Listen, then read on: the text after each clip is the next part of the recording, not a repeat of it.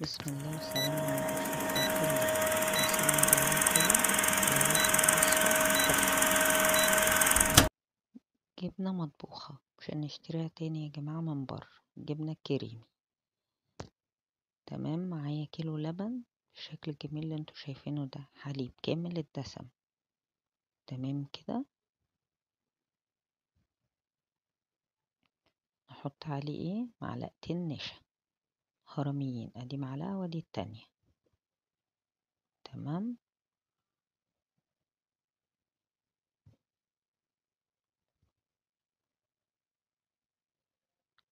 ونحط تاني معلقتين لبن بودر عشان يغني اللبن ويديله قوام حلو، ومعلقتين نشا ومعلقتين لبن بودر. تمام كده،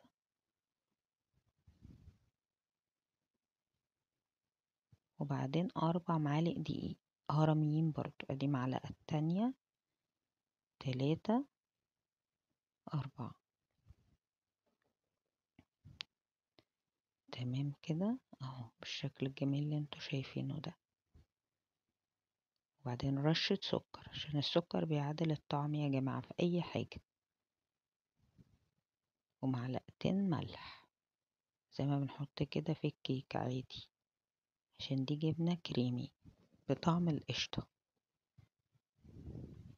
تمام، وبعدين هنحط بقى المادة الدهنية، نص كوباية سمنة بلدي، وهي دي اللي هتدي الطعم الحلو. هكمل الكوباية زيت، سمنة طبعا متفككة اهو بالشكل اللي انتوا شايفينه ده. وهقلب، لازم ادمج الحاجات دي كلها مع بعضيها. تمام كده،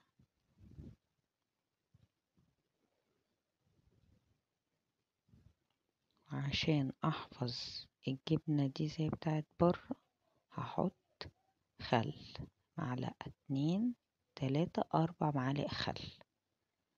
تمام كده اهو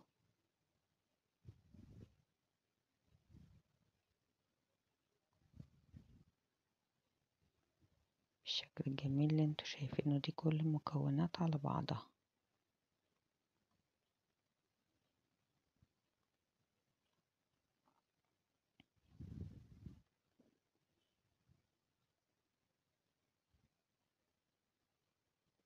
اهو وهقلبهم بقى عشان افكك الدقيق والنشا واللبن البودر والسكر والملح كله ايه، والخل والزيت والسمنة كله يندمج في بعضه.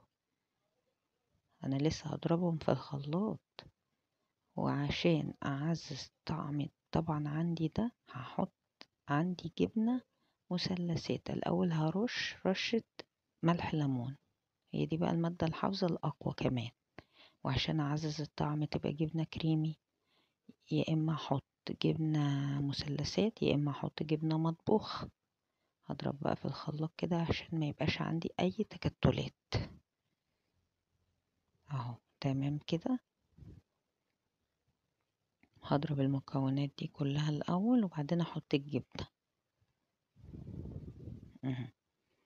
بالشكل اللي انتوا شايفينه ده. ولا اسهل ولا انضف من حاجة البيت الصراحة. احنا جربنا حاجات كتير يا جماعة في البيت، تحفة بجد تحفة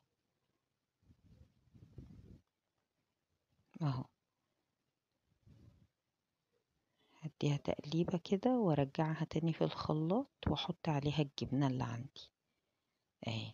هي كانت جبنة مطبوخة الصراحة موجودة، فقلنا ايه نعزز الطعم يبقى منه فيه اهي. بصوا بالشكل الجميل ده، هي دي بقى اللي هتدي الطعم والقوام. هضربها كده في الخلاط عشان برضو ما تعملش تكتلات. انا دفيت بس الخليط شويه عشان الجبنه تسيح فيه. بصوا من قبل ما احطه على النار بقى واسويه وهو الله اكبر تحفه تحفه يا جماعه، اللهم بارك. لا كان خطير. بصوا جبنه كريمي كريمي، واللي مديها التست اللبن الحليب الحلو الدسم والجبنه. عايزين تحطوا جبنه مثلثات حطوا، مفيش مشكله، المهم يبقى الطعم حلو. بصوا من كيلو حليب والمكونات اللي احنا قلناها دي، مليت العلبة دي. وبصوا العلبة دي كمان غويطة قد ايه. لا بجد يا جماعة التجربة تستاهل. انا صورتها ورفعتها لكم لاني لقيتها حلوة والله، وهو سخن كده انا دقتها، لا بجد كانت تحفة. في عيش فينو بقى، في عيش بلدي، على توست، زي ما تحبي. وممكن نعمل بيها تشيز كيك كمان. احنا طبعا هنغطي وشها ببلاستيك راب كده. بصوا الجمال، بصوا والله، وكانت لسه سخنة. كانت تحفة، بجد تحفة. لا جميلة، لازم تجربوها والله مش هتندموا. خطيرة. بس لسه بتطلع دخان على فكرة. اهي، تبوريها لكم برضه.